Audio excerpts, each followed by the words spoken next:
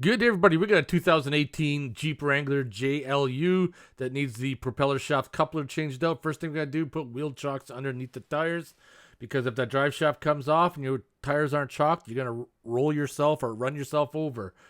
And then shift the transfer case to neutral. I get a T45 Torx, and I'm busting them free by hand too, because my electric ratchet is a little on the weak side, so I gotta bust it free by hand and then spin all the bolts out. You're gonna find that some of the bolts are a little awkward to get at, so I just jack up the Jeep and then I rotate the tire so I can get the last four remaining bolts to the bottom and remove them.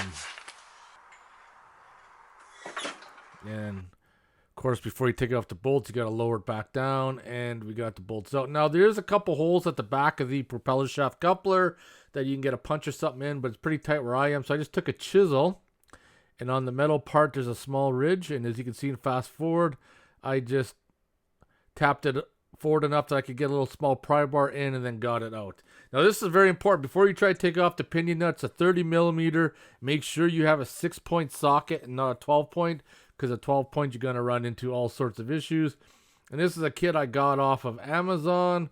That's actually a drive axle nut kit, and it has all your sockets from 29 mil to 38. So you should have everything. Casoman, I guess it's called, or something, because most of my big sockets were 12-point. And of course, you end up rounding off the corners if that nut is on really tight. So we got the 6-point socket. We're ready to rock and roll to get that pinion nut off, because sometimes it's on there pretty hard. It's got some Loctite on. You might have to heat it up, but I'm just giving her a shot of PB Blaster. And the PB Blaster at this point is mainly for lubrication, for the nut to come off. So I just put it on, 6-point socket, and the nut just buzzed right off.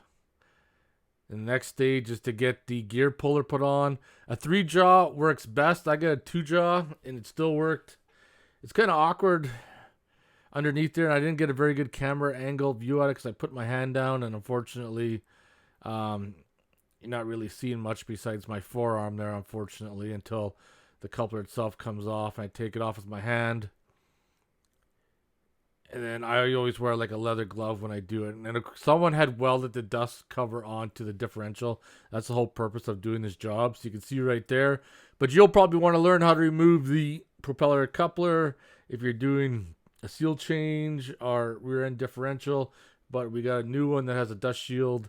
And as you can see right there, I got the old seal, but that'll be covered in another video. And I'll talk to you guys later. Bye.